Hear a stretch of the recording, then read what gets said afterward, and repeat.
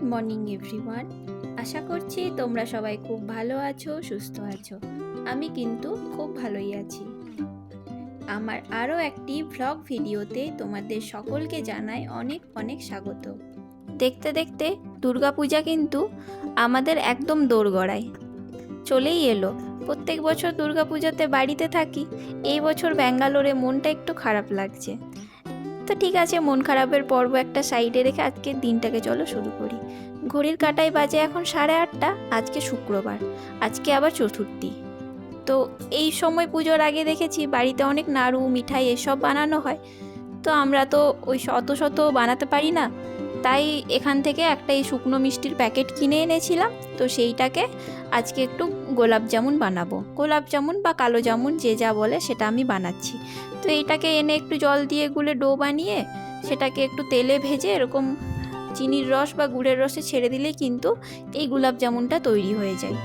আবার আজকে এসছে কি, আমাদের একটা টিভি অর্ডার দেওয়া ছিল। এখন তো অ্যামাজন ফ্লিপকার্টে ডিল চলছে, তো সেখানেই আমরা একটা টিভির অর্ডার করেছিলাম, সেই টিভিটারও ডেলিভারি করে গেছে। তার সাথে একটা জুসার মিক্সারেরও অর্ডার করেছিলাম, তো সেটারও ডেলিভারি আজকে করে গেছে। তো এই জুসার মিক্সারটা কিন্তু আমার একদম মনের মতো হয়েছে, যেরকম আমি চাইছিলাম সেরকমই পেয়েছি। আসলে আমার মিক্সি বাটিটা একটু খারাপ হয়ে গেছে, তো এটার সাথে একটা মিক্সি বাটিও দিয়েছে, তার সাথে একটা জুসারের বাটিও দিয়েছে। তো আমার দু ক্ষেত্রেই কিন্তু খুব কাজে লাগবে, কারণ সকালবেলাতে এই যে ও অফিস যায়, তো একটু যদি স্মুদি কোনো দিন বানিয়ে দিই, বা আমিও যদি কোনো দিন একটু মিল্ক শেক বা বানানা শেক কিছু একটা বানিয়ে খাই, তো তার জন্য খুব অসুবিধা হতো। তো এখন এটা চলে এসছে আর সেই অসুবিধাটা হবে না। তো একবারে বিকেলবেলাতে দেখো আমি আবার ক্যামেরা ধরেছি। তো এখন ঘড়ির কাঁটায় বাজে সন্ধ্যে 6টা, আর আমরা এখন বেরোচ্ছি, একটু যাব সিনেমা দেখতে। এখন তো অনেকগুলো বাংলা সিনেমা রিলিজ করেছে পুজোর আগে, প্রায় চারটে বাংলা সিনেমা রিলিজ করেছে। আর আমাদের ব্যাঙ্গালোরে তার মধ্যে 3টে বাংলা সিনেমা রিলিজ করেছে। আর আমাদের বাড়ির সামনেই একটা মল আছে, তো সেই মলটাতে আবার একটা বাংলা সিনেমা লেগেওছে। তো সেই বাংলা সিনেমাটা দেখতেই আজকে আমরা যাচ্ছি। তার আগে তোমাদেরকে দেখিয়ে দিলাম আজকে সন্ধ্যের আকাশটা কি মনোরম না, খুব সুন্দর। হালকা হালকা মেঘ ছিল, কিন্তু বৃষ্টি হওয়ার কোনো চান্স নেই। আর বাইরে একটু হালকা হালকা হাওয়া দিচ্ছে। তো আমরা রেডি হয়ে চলে গেছি, ও র্যাপিডো বুক করছে, র্যাপিডো এখনও আসেনি, আসতে একটু দেরি আছে। আর তার আগে দেখায় এই নতুন অতিথি দুটোকে, আমি কোনোদিনও দেখিনি, আজকে দেখলাম, মনে হয় নতুন এই গাছগুলোকে আনা হয়েছে। আর দেখো কথা বলতে বলতে আমাদের র্যাপিডো এসে হাজির হয়ে গেছে। এবারে চট করে র্যাপিডো ধরে মলটাতে পৌঁছতে পারলেই হলো। ব্যাঙ্গালোরের এই সন্ধ্যেবেলার রাস্তাতে না ঘুরতে খুবই ভালো লাগে, কিন্তু এই একটাই প্রবলেম, ট্রাফিক। আর তার সাথে তোমাদেরকে দেখায়, ওই যে দূরে একটা ছোট্ট মণ্ডপ দেখতে পাচ্ছ, সেখানে কিন্তু দুর্গাপুজো হচ্ছে। বর্ষার দুর্গাপুজো ওখানেই হয়, যেটা আমার বাড়ি থেকে একদমই কাছে। ওটাতে আসার তো কথা আছেই, যদি আসি অবশ্যই তোমাদের সাথে ডিটেলসে সব শেয়ার করব। আর কথা বলতে বলতে দেখো আমরা নেক্সাস ভেগা সিটি মলে পৌঁছে গেছি। এখানেই সন্ধ্যে 7:15 থেকে আমাদের শো ছিল, আর ঘড়ির কাঁটায় বাজে এখন 7:05। জানি না পৌঁছতে পারবো কি না, হয়তো গিয়ে দেখবো একটু হয়ে যাবে সিনেমাটা, তারপরে হয়তো আমরা ঢুকবো, মানে 7:30 মতো বেজে যাবে আশা করছি পৌঁছতে। তাও দৌড়ে দৌড়ে কোনো রকমে যাওয়া। তার আগে এই যে একটু শ্যুট করে নিলাম। এতটা হাওয়া দিচ্ছে না, মানে জামা কাপড় চুল সমস্ত কিছু এলোমেলো হয়ে যাচ্ছে। আর ওই সাইডে দেখো এই যে একটা ট্রেন দাঁড়িয়ে আছে ছোট্ট, ওখানে সব বাচ্চারা ভিড় করেছে আবার ওইটাতে চাপার জন্য।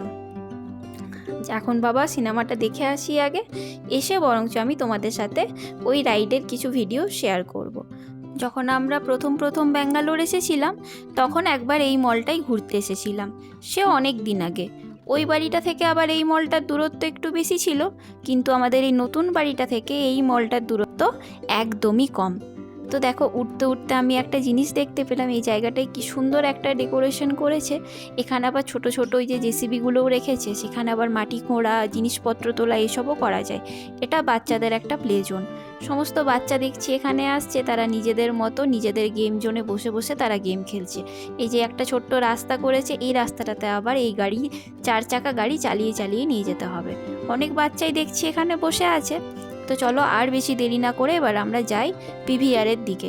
পিভিআরে তো আমরা চলেই এসেছি, কিন্তু এখন হয়ে গেছে প্রবলেম যে আমাদের শো আছে 5 নম্বর ডিতে, কিন্তু 5 নম্বর অডি কোন দিকে সেটা একটু আমরা খুঁজে পাচ্ছি না। যেদিকে যাচ্ছি একবার বলছি এই দিকে, একবার বলছি ওই দিকে। তো ফাইনালি আমরা খুঁজে পেয়ে গেছি কোন দিকটায় আমাদেরকে যেতে হবে। চলো তাহলে একবারে হলে গিয়ে দেখা হচ্ছে। তো এখানে এসে দেখছি সিনেমাটা শুরু তো হয়নি, ওই নামটামগুলো ওঠে সেইগুলো হচ্ছিল। আর আজ আমরা দেখতে এসেছি যত কাণ্ড কলকাতাতেই বাংলা সিনেমাটি, ফেলুদার অনুকরণে তৈরি একটি বাংলা সিনেমা, আবির চট্টোপাধ্যায়ের সিনেমা। তো সেই সিনেমাটা যখন শুনলাম যে আমাদের সামনেই একটা হলে লেগেছে, তখন আর থাকতে পারলাম না। তো বললাম চলো তাহলে গিয়ে একবার দেখে আসি। ইন্টারভালে ওখান থেকে একটু কোক আর একটু পপকর্ন নিয়েছিলাম, তারপরে সিনেমাটা দেখলাম। তো মাঝে আর কোনো ক্লিপ আমি নিইনি সিনেমার, তাহলে তো মুভিটাকে স্পয়লার দেওয়া হয়ে যাবে। আমার যদি বা ইচ্ছা ছিল রক্তবীজ বা দেবী চৌধুরানী দেখার, কিন্তু দেবী চৌধুরানী লেগেছে সেটা আমাদের বাড়ি থেকে অনেকটাই দূরে একটা হলে লেগেছে, আর ও শোটাও আছে অনেকটাই রাতে, সেই রাত 10টা থেকে শো। সেই জন্য আর ওই সিনেমাটা দেখতে যাওয়া হয়নি। দেখবো পুজোর সময় যদি ফাঁকা হয় তাহলে সেই সময় দেবী চৌধুরানীটা দেখার একবার ইচ্ছা আছে। আর রক্তবীজটা জানি না কেন ব্যাঙ্গালোরে এখনও পর্যন্ত রিলিজ হয়নি, হয়তো নেক্সট উইকে আবার রিলিজ করবে। তো তখন চেষ্টা করব রক্তবীজটা একবার দেখার। আর আজকে যে সিনেমাটা দেখলাম যত কাণ্ড কলকাতাতেই, এই সিনেমাটাও কিন্তু খুব ভালো একটা সিনেমা, এনজয়মেন্টের জন্য বেশ ভালো। তো তোমরা বাচ্চাদেরকে যেতেই পারো এই সিনেমাটা দেখতে, খুব ভালো লাগবে। তো আমরা দেখো আমাদের হয়ে গেছে, হল থেকে বেরিয়ে গেছি। আর হলে ঢোকার সময় তোমাদেরকে কথা দিয়েছিলাম যে এই ট্রেনের রাইডগুলো তখন আমি তোমাদের সাথে শেয়ার করব, সিনেমাটা দেখা হয়ে যাক তারপরে। তো এখন আমি তোমাদের সাথে সেই রাইডটাকে কিন্তু শেয়ার করছি। এখন ঘড়ির কাঁটায় বাজে ওই 9:50 মতো। এত রাতেও বাচ্চাদের কত এনার্জি দেখো, প্রত্যেকটা বাচ্চা কিন্তু এই রাইডগুলো নিচ্ছে, আর কেউ কেউ তো আবার ওই গাড়িগুলোতে চেপেও খেলছে।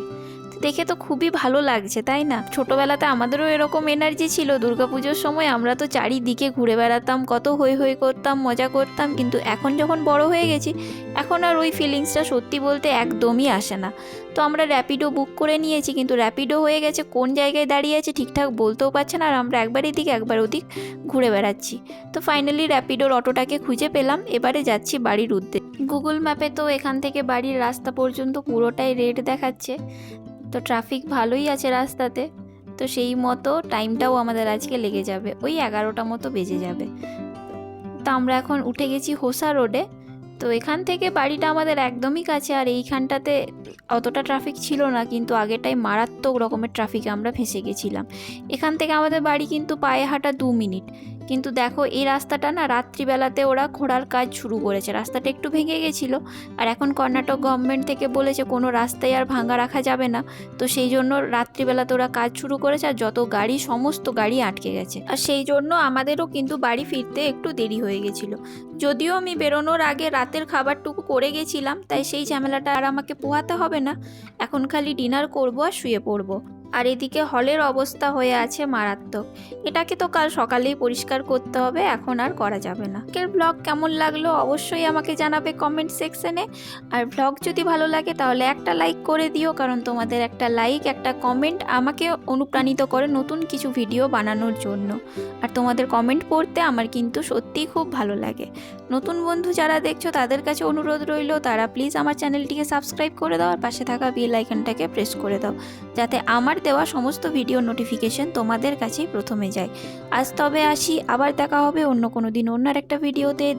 দেখতে থাকো জিতমিমির সংসার। সবাই খুব ভালো থেকো, সুস্থ থেকো আর হাসতে থাকো।